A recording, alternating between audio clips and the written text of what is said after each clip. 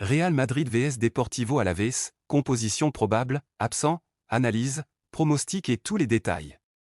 Ce dimanche 14 décembre 2025, la Liga nous offre un rendez-vous chargé de tensions, de contrastes et d'enjeux stratégiques, le déplacement du Real Madrid de Xavi Alonso sur la pelouse du Deportivo Alavés d'Eduardo Cudé, à l'occasion de la 16e journée du championnat d'Espagne. Un duel qui, au-delà des chiffres, s'annonce comme un test mental, tactique et psychologique pour deux équipes qui avancent dans des dynamiques bien différentes, mais qui partagent un même objectif, confirmer leurs ambitions dans un tableau qui commence à se dessiner, maintenant que l'hiver s'installe. Pour le Real Madrid, la rencontre arrive dans un contexte particulier, presque nerveux. Lors de son dernier match, la formation madrilène a vécu une soirée difficile en Ligue des Champions. Face à Manchester City, au Santiago Bernabéu, les hommes de Xavi Alonso se sont inclinés 2-1, une défaite qui a laissé un goût amer tant par la physionomie que par l'enjeu. Le Real avait besoin d'un signal fort, il est reparti avec davantage de questions que de certitudes. La gestion des émotions, la capacité à rebondir et la réponse collective attendue seront donc au cœur de cette sortie ligraine qui peut servir de thérapie, de réveil ou d'escalade de pression. En face, Deportivo Alavés arrive avec un tout autre état d'esprit. L'équipe d'Eduardo Cudé a signé lors de la journée précédente un succès précieux et convaincant, victoire 1-0 face à la Real Sociedad. Un succès qui a consolidé leur position dans la première moitié du classement et qui offre une bouffée d'air frais à une équipe réputée pour son organisation, sa discipline et sa capacité à surprendre les grosses cylindrées. Avec 18 points, Alavés occupe actuellement la 11e place, bien installé dans sa bataille pour le maintien et la tranquillité, mais toujours capable de hausser le ton dans les matchs à forte charge émotionnelle. L'historique récent entre les deux équipes rappelle d'ailleurs que le Real Madrid doit s'avancer avec prudence. La dernière confrontation remonte au 13 avril 2025, une rencontre serrée, verrouillée, décidée sur un seul détail, un succès 1-0 du Real Madrid, dans un duel où Alavés avait longtemps résisté et où la moindre faille pouvait inverser le destin du match. Preuve que la formation basque, surtout à domicile, sait comment étouffer les plans adverses. Au niveau comptable, le Real Madrid aborde cette journée avec un statut clair, deuxième au classement, solidement installé avec 36 points, mais sous pression permanente dans la course au sommet de la Liga. Chaque point compte, chaque déplacement teste la solidité mentale du groupe de Xavi Alonso, et chaque erreur peut devenir une fissure exploitable. Le rendez-vous sera suivi partout dans le monde. Le coup d'envoi sera donné à 21h, heure locale et heure française, soit 20h GMT, et 15h en Haïti, où le match sera observé avec toute la passion que le football espagnol inspire. À Mendizorroza, l'ambiance promet d'être électrique. Pour le Real, c'est l'heure du redressement. Pour Alavés, c'est l'heure de l'audace. Pour nous, c'est le début d'un chapitre qui s'annonce intense.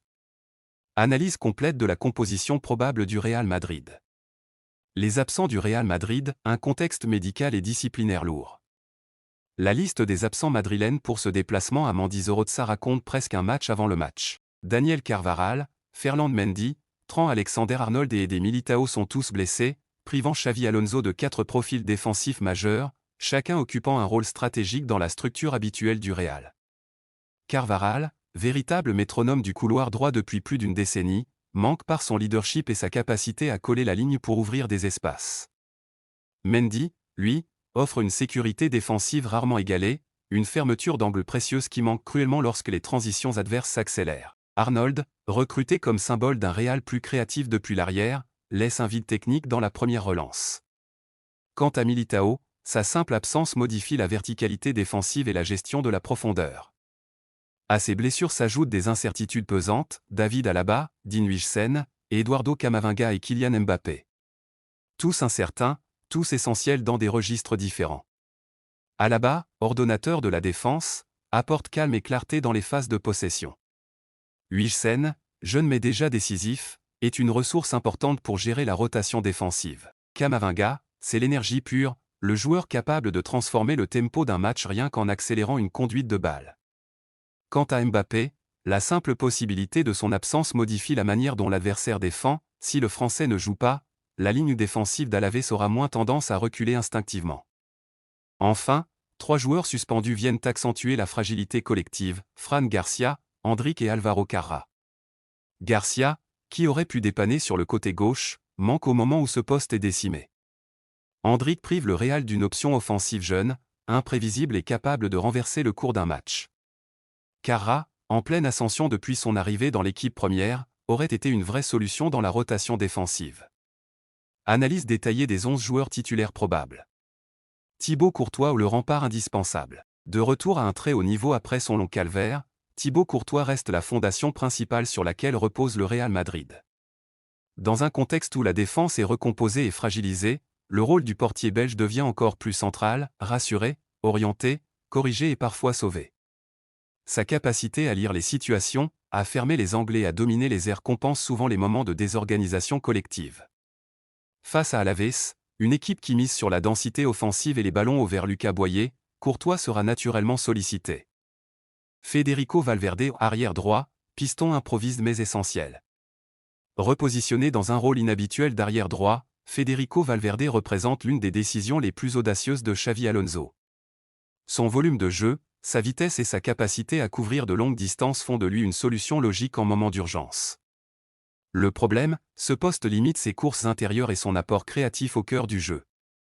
Mais Valverde compense par une lecture remarquable des transitions, un engagement total et un instinct de survie typiquement uruguayen. Défensivement, il devra gérer Rebac, un ailier percutant et difficile à contenir.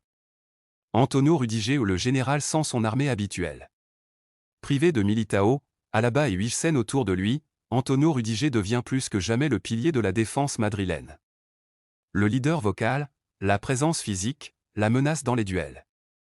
Rudiger aime ce genre de contexte, celui où la responsabilité devient un poids que seuls les plus forts peuvent porter. Dans une charnière improvisée, son agressivité devra être contenue, car Alaves joue souvent sur la provocation technique pour provoquer des fautes dangereuses. Aurélien Tchouaméni, défenseur central malgré lui. L'un des choix les plus marquants de Xavi Alonso, placer Aurélien Tchouaméni en défense centrale.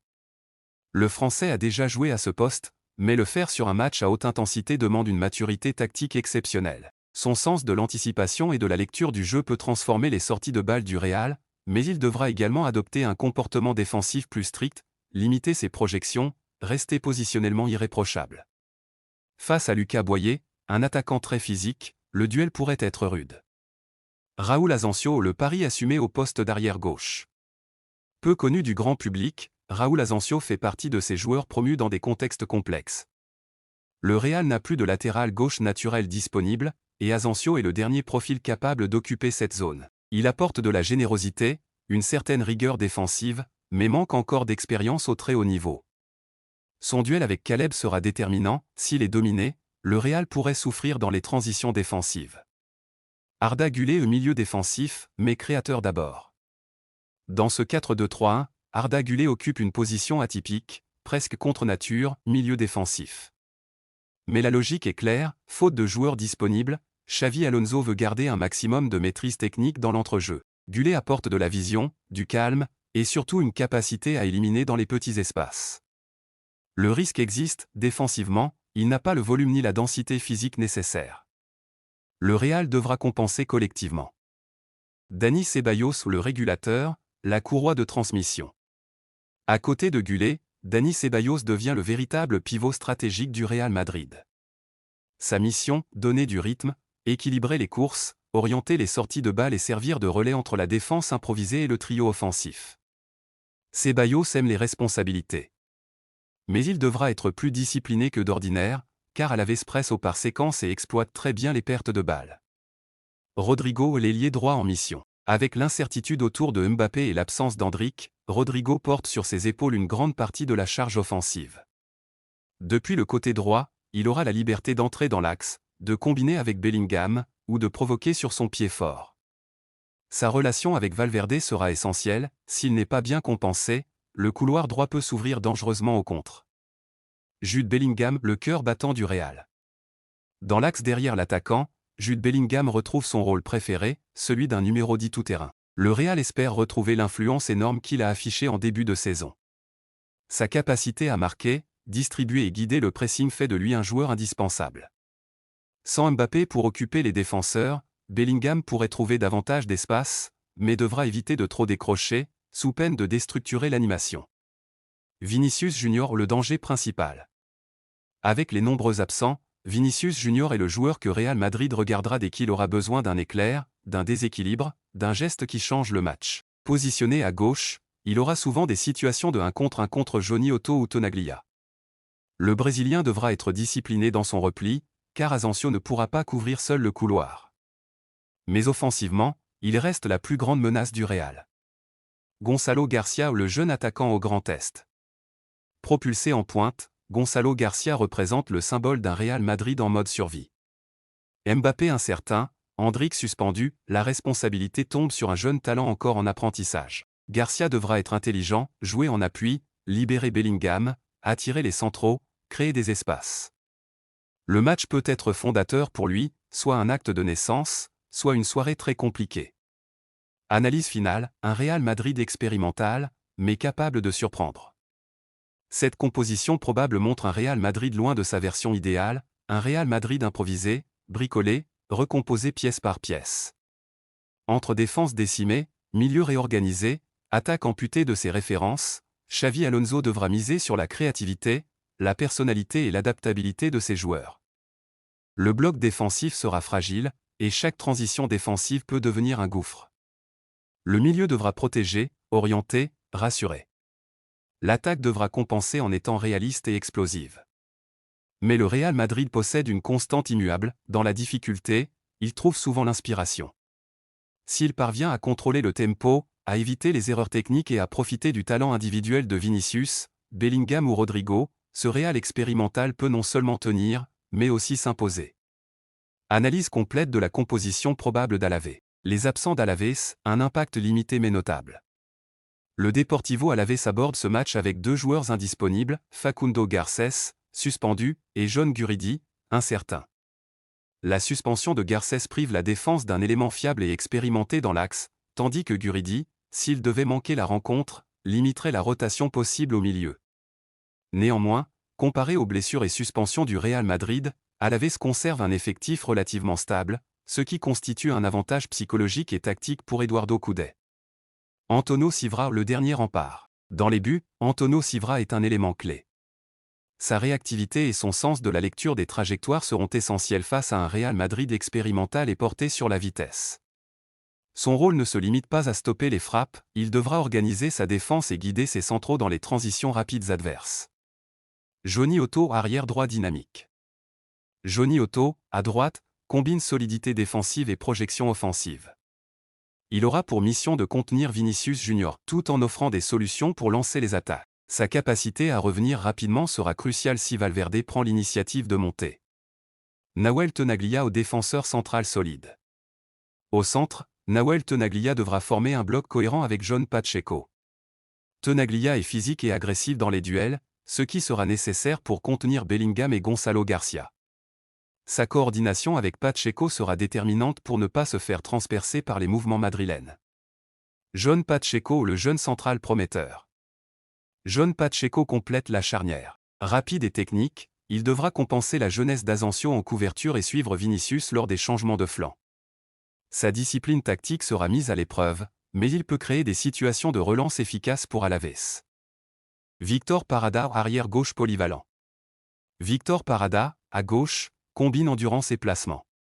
Face à Rodrigo et au dédoublement possible de Bellingham, il devra être attentif, mais reste capable de monter et de participer à la construction offensive. Sa polyvalence est un atout pour Coudet dans un match qui pourrait basculer sur les couloirs. Pablo Ibáñez, milieu défensif ancre. Au milieu, Pablo Ibáñez agit comme ancre. Sa capacité à couper les lignes de passe et à stabiliser le bloc sera essentielle pour ralentir les initiatives madrilènes. Avec Blanco à ses côtés, il devra assurer la couverture, protéger la défense et participer aux transitions rapides. Antonio Blanco au milieu relais. Antonio Blanco complète la doublette défensive. Sa vision du jeu et sa capacité à relancer proprement permettront à Alavés de passer de la défense à l'attaque efficacement. Il devra également fournir un soutien constant à Ibáñez pour contenir les incursions de Gullet et Ceballos. Caleb, milieu offensif droit. Sur le côté droit, Caleb sera chargé d'apporter le surnombre, de combiner avec Johnny Otto et de provoquer la défense madrilène. Son dynamisme et sa capacité à déborder seront essentiels pour créer des espaces pour Boyer et Denis Suarez. Denis Suarez, meneur de jeu central. Denis Suarez occupe le rôle central du trio offensif. Organisateur, distributeur et parfois finisseur, il devra gérer le tempo et alimenter Boyer tout en évitant de se faire enfermer par Bellingham et Gullet. Son intelligence tactique est cruciale pour la fluidité du jeu d'Alaves.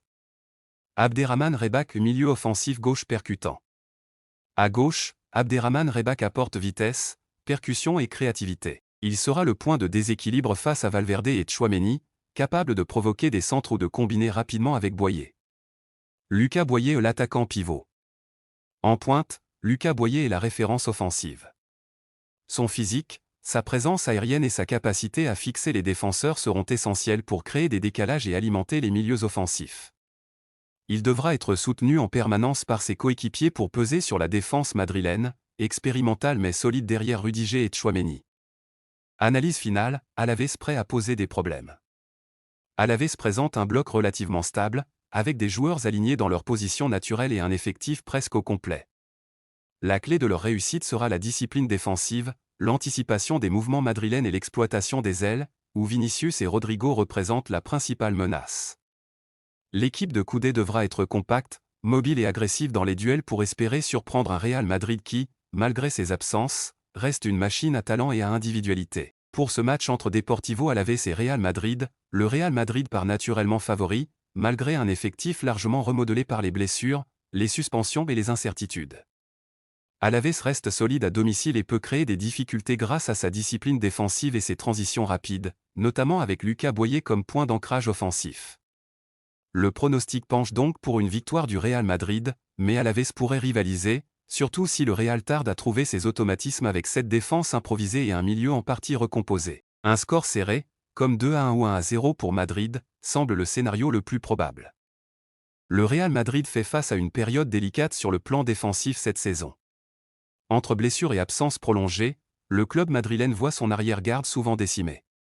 Des joueurs comme Eder Militao, Ferland Mendy, Dean Huijsen ou David Alaba sont actuellement indisponibles, obligeant Xavi Alonso et son staff à repenser continuellement la composition de l'équipe pour chaque rencontre.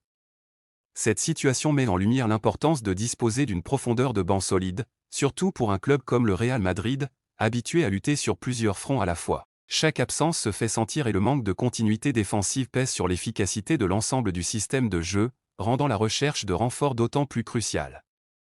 Dans ce contexte, la direction madrilène anticipe déjà l'été prochain comme une opportunité de rééquilibrer son effectif. Avec les contrats de Rudiger et David Alaba qui arrivent à expiration, le club doit se préparer à combler d'éventuels départs ou à sécuriser des solutions fiables pour l'avenir. Le Real Madrid, habitué à combiner prudence financière et ambition sportive, semble cette fois prêt à chercher des solutions intelligentes et peu coûteuses. Selon l'expert Mercato Matteo Moretto, l'objectif est clair, renforcer la défense centrale tout en minimisant l'impact économique sur les finances du club. La stratégie évoquée repose sur le recrutement de joueurs libres de tout contrat. Cette approche, déjà utilisée avec succès par le Real Madrid dans le passé, permet de s'assurer des profils expérimentés et adaptés aux exigences du club sans verser de montants de transfert exorbitants. Matteo Moretto a souligné que les supporters devraient rester attentifs aux mouvements sur le marché des défenseurs centraux libres, car la Casablanca pourrait frapper rapidement pour sécuriser un joueur capable de stabiliser l'arrière-garde. Cette méthode reflète une volonté d'allier pragmatisme et performance, trouver un renfort immédiatement opérationnel tout en limitant les risques financiers, ce qui s'avère essentiel dans un contexte où le club doit composer avec plusieurs blessures et la gestion de contrats clés. Ce recrutement potentiel est donc directement lié à la situation actuelle des joueurs mentionnés. L'indisponibilité de Militao, Mendy, Huijsen et Alaba crée un besoin urgent de profondeur, tandis que la fin de contrat de Rudiger et Alaba accentue l'enjeu pour l'été prochain. Le Real Madrid cherche à anticiper, et éviter de se retrouver en difficulté lors de la prochaine saison et garantir une continuité dans la performance défensive. Ce choix stratégique témoigne de la vision à long terme du club et de sa capacité à planifier en fonction des situations individuelles de ses joueurs. Enfin, il est intéressant de noter que cette approche reflète également la philosophie de recrutement du club ces dernières années. Le Real Madrid a montré par le passé qu'il savait identifier des profils libres capables d'apporter immédiatement une plus-value sportive et de s'intégrer rapidement dans un effectif compétitif. L'accent mis sur les défenseurs centraux libres de contrat illustre une volonté de concilier besoins immédiats, contraintes financières et vision stratégique. Les supporters peuvent donc espérer voir un nouveau visage solide en défense dès la saison prochaine, un joueur capable de prendre la relève et de compléter l'apport des éléments clés actuellement blessés ou en fin de contrat. En résumé, le Real Madrid prépare l'avenir avec pragmatisme et anticipation. La situation actuelle de Eder Militao, Ferland Mendy, Dean Huijsen, David Alaba et Rudiger obligent le club à agir dès maintenant, en explorant le marché des joueurs libres pour renforcer une défense éprouvée mais indispensable à la stabilité des Merengues. Cette stratégie, à la fois prudente et ambitieuse, pourrait bien permettre au club de conserver son niveau d'exigence tout en gérant intelligemment les ressources et les contraintes du mercato. Le Real Madrid traverse actuellement une période complexe. Depuis le début de la saison, le club peine à retrouver son rythme de domination habituel, oscillant entre performances solides et passages à vide. Dans ce contexte, les choix tactiques et les ajustements de Xavi Alonso sont scrutés de près par les observateurs et par les supporters, qui attendent un sursaut collectif. Malgré ces incertitudes, une constante demeure, Kylian Mbappé continue de briller et de porter l'équipe sur ses épaules. Sa forme du mois de novembre illustre parfaitement son importance pour les Merengues, et ce, même dans une période où le reste du collectif peine à convaincre pleinement. Le récent vote du club madrilène, qui a désigné Mbappé meilleur joueur du mois de novembre, n'est pas une surprise tant ses performances ont été remarquables.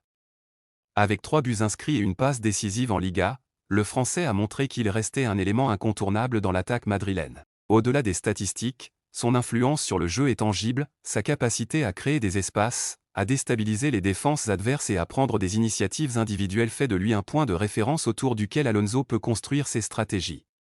Ce vote est également un signal fort pour l'ensemble de l'équipe, rappelant que même dans une phase délicate, certains joueurs continuent de performer à un niveau d'exception.